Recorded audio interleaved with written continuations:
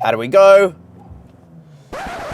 Oh, it's bogged down. It's not going. Come on. This could be an RIP situation. Holy shit, you know? Oh, yeah, that's not very good. I didn't expect it to be that bad, I'm gonna be totally honest with you. 0 to 100 in Hey guys, no, your eyes aren't deceiving you. We are here with the GWM Cannon Alpha, known in other markets as the Shanghai Cannon, and this is a big off ute. This thing is big, definitely not as big as an F-150, but if you compare it to the Cannon X that we've reviewed on the channel quite a few times now, it's 35 millimeters longer, 57 millimeters wider, 38 millimeters taller, and 120 millimeters longer in wheelbase. But the most insane part of it is that this kicks off at 51,990 drive away. This one here is 57,990 drive away, and it is 100% the one I would choose if I was buying one, and you'll find out why throughout this video. And it tops out 64,990 with a hybrid powertrain. Everything else, like this one, comes with the diesel, but I've had a lot of experience driving both of them, so I'll tell you all about that, of course, in today's review. But I need you to keep this in perspective. The almost base model SR Toyota HiLux I reviewed, which had a 4x4 system, that costs about $2,000 more drive away versus this Cannon Alpha we're reviewing today. And this Cannon Alpha comes with a full-time four-wheel drive system, front and rear locking differentials, a leather interior, autonomous driving, and so many more things that I genuinely believe this could be an RIP situation. I know I use that a lot. The reason I'm not just going to go outright and say RIP everything else is because it definitely has its flaws, particularly when driving it. So today I'm going to take you for a full exterior tour of the GWM Cannon Alpha. We're going to check out its practicality, its payload, its towing capacity, the things that a ute should be able to do very, very well. We will check out the interior as well, especially considering we're not all the way at the top, and you'll be blown away by what you get. We will launch this thing, even though the diesel is the powertrain I would go for. It's not good news, and we're going to give it lots of sauce, see how does it drive, and really what are the drawbacks of the driving experience. And of course, we'll end on our final thoughts. Should you buy a GWM Cannon Alpha, considering the price, because it's not going to be for everyone. So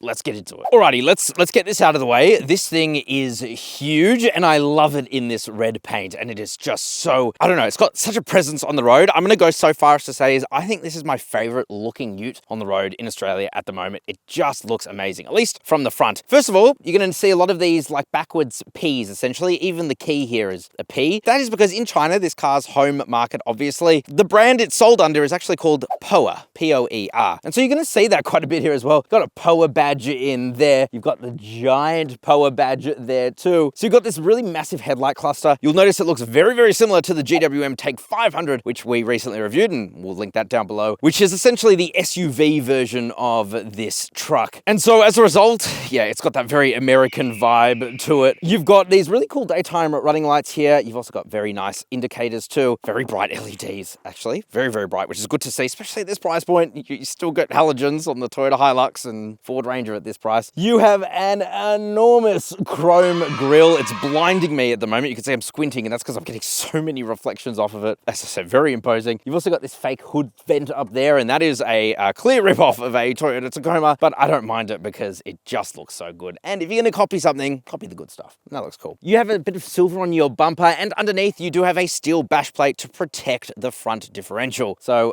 very cool stuff. And we will talk about this more, but I did take this thing off-roading a couple of months ago, and it was phenomenal. It was essentially demolishing a Land Cruiser 300 series that was driving in front of us. We were able to stay on its bum the whole time. It's very, very capable, even from the factory, despite wearing pretty terrible tires. So let's talk about that. If you think that the GWM Cannon Alpha looks huge, you'd be correct. That's a good observation. It's 5.445 meters long, so very, very long. And for those of you who want a Ranger comparison, it's 75 millimeters longer, it's 73 millimeters wider, it's 40 millimeters taller, and 80 millimeters longer between the wheels. And it has an 80 millimeter longer wheelbase. And the Ford Ranger is no small vehicle. So yes, this thing does look very imposing, and it does come very well equipped. So you have these 18-inch wheels here. They are on these Gitti X-Ross, I guess that means cross tires, which are actually really good on-the-road tires. However, off-road, they tend to pop. So definitely would not recommend taking this off-road straight from the factory. Probably swap some tires first. You have these massive fender flares there too, which is cool. You get a 360 camera, and this being a Chinese car seems to have one of the best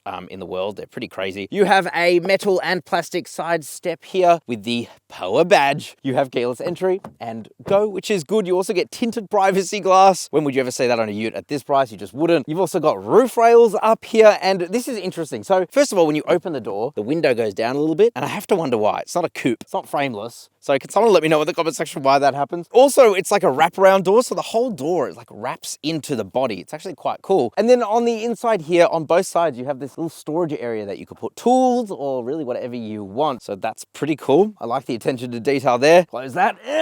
Feels pretty solid. And then of course you just have the bed. I will say this thing is on leaf spring suspension versus the coils that you would find in a Tank 500. And unfortunately that really does impact ride quality, but we'll save that for later. Let's talk about the bum. Alrighty guys, let's talk about the bum now. And I will be honest, I think this is my least favorite angle. It's not that it's bad, it's just kind of average, I guess. You do get these fully LED rear tail lights, including your turning signals, which is always good to see. Got another power badge here on the side. You have your rear step if you want to get into the tub, but there's better ways to do that, and I'll show you that in a moment. Of course, you have another giant power badge, a reverse camera there, your GWM badge, and you are definitely going to notice this giant split in the tailgate, which I will be honest, I feel like that could be better integrated. Maybe it can't though, and I'll show you why it exists. So you'll see this little button here. If you hold that for just over a second, let go, the back opens up. You've got a couple of gas struts. This is all nice and light-ish, and it's a normal bed. However, if you go for the ultra trim, which is a little confusing because there's only 2 grades, but there's 3 kind of, because if you go for the ultra hybrid, you get a slightly nicer interior. But if you do want to learn more about what you get in each of these packages, just head to carsauce.com. We have a full written review out on this now. And if we close this and then just press it quickly, we now get a barn-style door opening, baby. How cool is that? And even though it does slightly impact how wide it is, very slightly, it just means it's so easy to get in to the back of your GWM Cannon Power Shanghai explosion. And as you would hope, the tub dimensions are very, very good. It's 1,520 millimeters wide, 1,100 millimeters between the wheel arches, 1,500 millimeters deep, and 500 millimeters high. Interestingly, that actually makes the bed of this in some ways better and in some ways worse than competitors. So I've just crunched the numbers here. Compared to a HiLux, it's actually 105 millimeters narrower in width, 70 millimeters deeper, 19 millimeters taller, and has a smaller gap between the wheel arches of about 9 millimeters. When you compare it to a Ford Ranger, the Cannon is 64 millimeters narrower in width, 47 millimeters shallower in depth. It's also 29 millimeters shorter in height, and a gap that is 124 millimeters narrower between the wheel arches. And so overall, a Ford Ranger is technically more practical in the back than a Cannon Alpha, which is bigger in every dimension, except for the tub. Apparently. Payload is also a little disappointing. So this one here, the Ultra Diesel, has 760 kilograms of payload capacity, which already isn't great. If you go for the Ultra Hybrid, which is heavier, you lose another 25 kilograms there, and that makes it 735 kilograms of payload, which is still actually very good, especially if you're using this as a lifestyle ute. And you'll find very similar payloads with a Ford F-150. However, the Ford F-150 has a coil-sprung rear. This has leaf spring suspension. And so unfortunately, you don't get the ride quality benefits of having coil sprung at the back, and you still have not great payload. Compare that even to the Ford Ranger Wildtrak X. That gets a payload of 918 kilograms. It's actually one of the lowest for the Ford Ranger. And so this is almost 200 kilograms less than that. So not looking great for payload. But I suppose for most people, it's probably going to be fine. Towing capacity is up. So for the first time, you get 3.5 tons of towing from a GWM Ute, which is really good to see. Obviously, it's not the 4.5 tons that you'll find on a Ford F-150, but this is still smaller than that quite significantly. So I can't say I'm surprised. And you probably wouldn't even want to tow 3.5 tons when you take a look at the engine. But again, we'll come to that. Let's check out the interior. Alrighty, guys. In the interior now of the GWM Cannon Alpha, what's it like? Every time I get back now into one of these Chinese products, I just think, holy You know, the step from 5 years ago to today is just so monumental. I also can't stop thinking about the HiLux, which I was just in, and how terrible that was in comparison to this. There are some flaws, but considering that this thing is about 58K drive away, with everything else you get, this interior space is unreal. So let's start with tech. 14.9-inch display here. It's massive, it's really snappy, color accurate, bright, probably too bright. At nighttime, it doesn't really dim enough at all. In fact, it's way too bright. But you can just press a button here and dim it there. You get wireless Apple CarPlay and Android Auto. You can use wired as well if you want. And it just works. It just works. You've got built-in navigation, digital radio as well, which is always nice to see. I will say it is still annoying that your air conditioning controls, like you've got some quick select buttons here, but you press that and then you can change your dual zone climate control. I find that annoying because why can't there just be a temperature button there as well? It just seems unnecessary that it's locked in there. You've also got 9 stages of heating and cooling, and you've got these quick select buttons here that will set them to 100% for heated or cooled seats for both the driver and the passenger. Not to mention these seats have a very good massage function, like very good. These are these really beautiful leather seats. They feel very comfortable. They're really supportive. You can adjust them in a lot of ways, including under thigh support, which has been an issue of Great Walls in the past, but like I said, they've just leveled up in recent times. In terms of quality, you touch around, it's all nice and soft in most places. You've got this like faux wood laminate here, which really doesn't feel very nice. Doesn't look very great either. If you go really close up to it, you can almost see like the pixelization of the print. That's not really that great. And of course, if you're looking for more POA badges, you will find it. You got this POA badge here. You got a POA badge here for your steering wheel, which by the way is a nice leather unit. Feels really good to hold onto in the hands with real metal buttons on it too. Up in front of you is another digital display. This is your instrument cluster and it's fine. It shows enough information. You can also get a full-size screen maps in front of you if you want that. Now, in terms of connectivity, again, very good. You've got a wireless charger here. Under your center tunnel, you do have a little bit of storage with a couple of USB-A ports and a 12-volt socket. And you can pass through a cable up through the wireless charger if you want to, which is, again, a very good feature to have. You have your alien-looking shifter. I've never really been a fan of these. They've always been a little bit gimmicky almost to me, but hey, maybe some people like them. You've also got your mode selector here, which always plays a fun little noise when you change between your driving modes. Strange, but you know what? It works. Practicality, you got a massive glove box there. The center armrest is nice and soft with heaps of storage in there, including an air conditioning vent to keep things cool in there, which is great to see. You have another storage area up top, which you can slide away, and very deep cup holders, which isn't great when you got a little coffee like this. It gets delidded almost instantly, and there's nowhere else to put your coffee. So that kind of sucked today. Like I said, this is a proper off-roader. So you do get a low range transfer case, which you can access here. You've also got a rear and front locking differential, which is insane. It's absolutely insane. Let me know as well if you want Jake and I to take this thing properly off-road, but it does have some pretty amazing credentials straight from the factory. So first of all, it has a wading depth of 800 millimeters, which is about 100 millimeters more than the next best Ute in the segment below, which is crazy. It's got an approach angle of 28.5 degrees, a ramp over angle of 19 degrees, and a departure angle of 23 degrees. And if you were to put a 2-inch lift kit on this, those stats would just go to another level. Like I said, from the factory, this thing is really capable, but it can be more capable. And I have driven this thing off-road and was just so impressed. Down to this suede headliner. Like, when the hell do you see that on any Ute, let alone a Ute that costs half the price of a Ranger Platinum? It's just unreal to me. And the quality, it feels super duper solid. And of course you can step up to the next level, which is the Ultra Hybrid, and that adds ambient lighting and an infinity sound system. Although the bass sound system in this is actually all right. But honestly, it just adds a bunch of things I haven't missed at all. And again, if you want to learn more about that, it's on our website, CarSauce.com. But at $57,990 drive away, the way it presents is unbelievable. Oh, forgot to mention, the giant sunroof up in front of us. Unreal. Let's check out the back seats. Alrighty, so jumping into the second row here. My issue with a lot of Utes these days, and I'm sure a lot of you have had this issue, excuse me, oh, that sounds good, is that you just don't get much space in the second row. In fact, that's really the compromise. It's almost like an afterthought. This does not feel that way, and for a few reasons. So first of all, I'm 5'11". I've just got stupid amounts of legroom. Toe room as well is very, very good. Headroom too, very, very good. Quality takes a little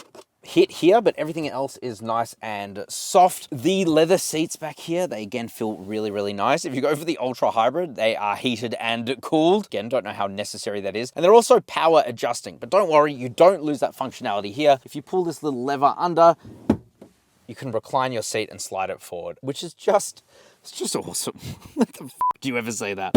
I love that. You can also move the passenger seat from the rear or the front, whatever, to give more room for the luxurious passengers in the back. Got a couple of air vents here, a little storage area. You've also got a button here to open the back window, which is nice, a little bit of ventilation. Unfortunately, if you want to do that from the front, you have to go into the menus in the screens. I wish it was just a button. Map pockets here. You can also lift up the middle seat and you've got a bunch of storage under there. It's all felt lined, which is quite nice. Pull this center armrest down and you've got this nice leather here. Lift that up, a bit of storage under there. You've got what looks like a phone charger because in the Ultra Hybrid, that is a wireless charger, but I guess it's just another storage area for your phone now. And if you open that up, you get another couple of cup holders, which I have used today to hold my coffee. So yeah, really impressed with the back seats of this. And if you are going to be using this to carry people in the back regularly, like I just can't think of anything better apart from the F-150, but then you're spending like 2.5 times more, 3 times more. Like it's crazy. And another thing that's crazy is carsauce.com/buy. If you guys want to buy one of these and you want the best price without you having to negotiate with cars that are actually in stock, we will help you with that. We work with thousands of dealers. We literally make them fight each other to get you the absolute best price on your next new car. And best of all, we don't take a fee from you. We take a fixed fee from the dealer. So we will always fight to get you the best price possible. So if that sounds good to you, which it really should, head to carsauce.com/buy if you want to buy one of these or anything else. Let's launch it.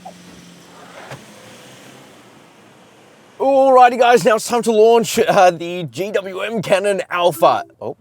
I couldn't find the application Alpha. Shh. Voice control, come in at the most annoying moments. Now, in most ways, the underpinnings of this car are the same as the Tank 500. And when we reviewed that, we drove the hybrid, got 0 to 100 in like 6.93 seconds. Now we're in the diesel, which is a lot slower. And we'll come back to the figures in a moment, but I don't know how much slower, but we're about to find out. I've got my specialist timing gear here, uses satellites to tell us exactly how fast we're going. We're gonna launch it to 100 kilometers an hour, of course, in sport mode.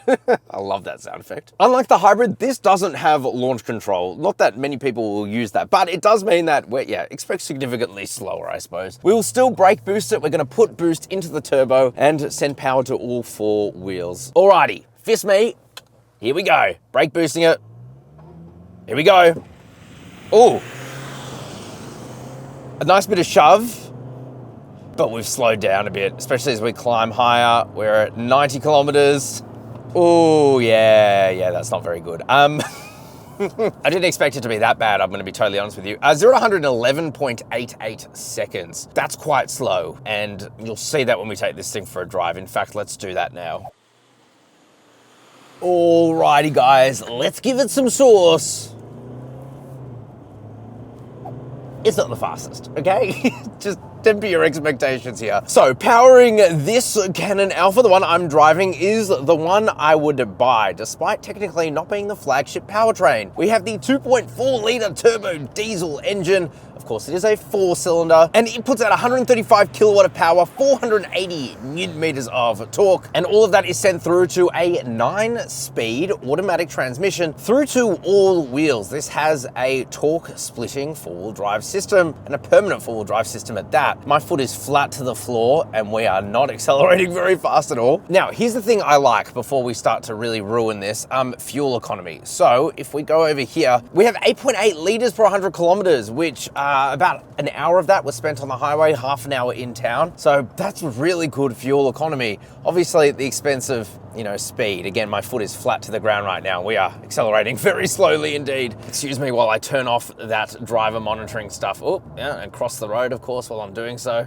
I hate these systems so much. It's not just a GWM thing, but theirs is not great. Anyway, back to this. That fuel economy is a lot better than what you'll find in the 2-litre hybrid engine. It's hybrid in that it boosts, it gives you a lot of power. 255 kilowatt of power, 648 newton meters of torque. That is from the Turbo-Petrol engine and also the electric motor, which is sandwiched between the transmission and the engine. By the way, we are giving this thing some sauce here, so sport mode. This is not what this car is made for, or should I say truck at this point. Oh God, bit of body roll, but actually handles quite well. You put your foot down and it is barely climbing up this hill right now, which is not something I often experience. And so you might be thinking, Matt, you're kind of just slamming the diesel. Why would you get it? Well, to be honest, I just think it's a more cohesive powertrain than the hybrid. Even in the Tank 500, which we reviewed. And again, if you want to see more about that engine, watch that review because it's essentially this under the skin.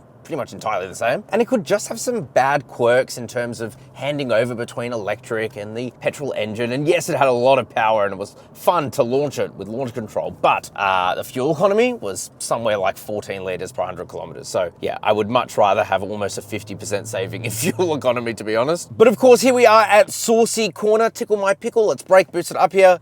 How do we go?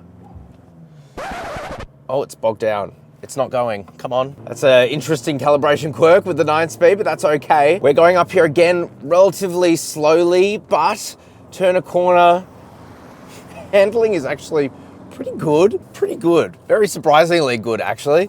In sport mode, the transmission and engine logic, they kind of change a little bit to give you a bit more power and torque, but it just doesn't really feel that way, does it? Steering as well becomes relatively heavy, and obviously there's a bit of body roll, but it's not too bad. In fact, that's one of the better Utes to have gone up that hill. But back to my last point, yes, you don't get much power and much torque, but when you're just driving around normally day to day, it's got enough, at least if you're not accelerating up a hill. And the reality is this only weighs 50 kilograms more than a Ford Ranger Wildtrak, for example. So it's actually not that much heavier and not as underpowered as you might think just based on its size. And the other reason why I wouldn't go for that Ultra is just because of payload. You lose about 100 and something kilos of payload just because it's about 100 kilos heavier. So in that sense, I don't know, you just go for this one, wouldn't you? I would anyway. The thing that I don't love about the Cannon Alpha in particular, which wasn't an issue in the Tank 500, and that is because this gets leaf-sprung rear suspension, whereas the Tank 500 doesn't. It gets coil-sprung suspension. The benefit of having leaf springs is you can put more weight on it, and if we had weight in the back at the moment, this would probably be a bit more comfortable. But every test I do with Utes, I do it without any weight in the back, because that is a really good way to test out how good is the suspension tuning. And unfortunately here, it is quite firm. It is actually very firm. In most circumstances, you don't really notice and you do get used to it, but I have been bobbing around this entire ride, just kind of moving a little bit in lots of different directions. And so it just feels a bit unsettled over the rear. Perhaps if we had the hybrid, that extra weight would help with that. But having driven that a couple of months ago, I remember it being just as stiff as it was now. But I guess the alternative is that you can go around corners faster than you expect in this thing. It's just better at that for some reason, probably because of the stiffer suspension. The other thing I don't love about the Cannon Alpha, which I just did not experience in the Tank 500, is the calibration of the braking. It's not linear. It's like the first bit of travel does not very much and then it just bites.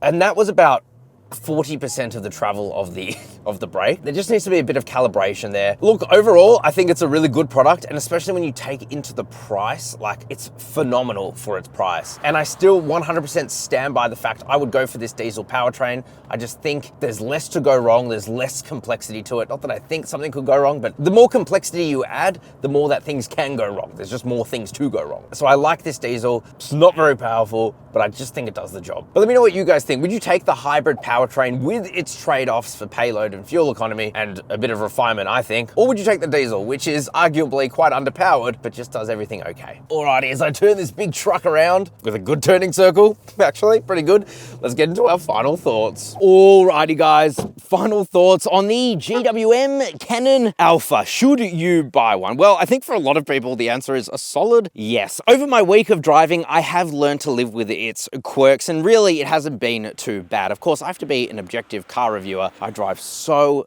many cars, and so I know what to look out for, and I know how each of its competitors feel. However, if you're coming from even a 5-year-old Ute, this thing is going to feel just 10 billion times better. At its price point, I honestly think it's a steal. I would still go for the diesel engine despite complaining about it, just because I feel like there's less complexity. You get really good fuel efficiency for such a large vehicle, and it does everything adequately enough. But I want to know what you guys think down in the comments section. Would you go out and buy a GWM Cannon Alpha, especially over a Ford Ranger, Toyota HiLux, or even a Ford F-150, which again, this is a little bit smaller then. And of course, if you want to buy one of these and you want an even better price with cars that are actually in stock, check out carsauce.com/buy. It's a totally free service for you. We charge the dealers, and it is really worth it, especially if you're going to buy this or any other new car. As always, ciao for now.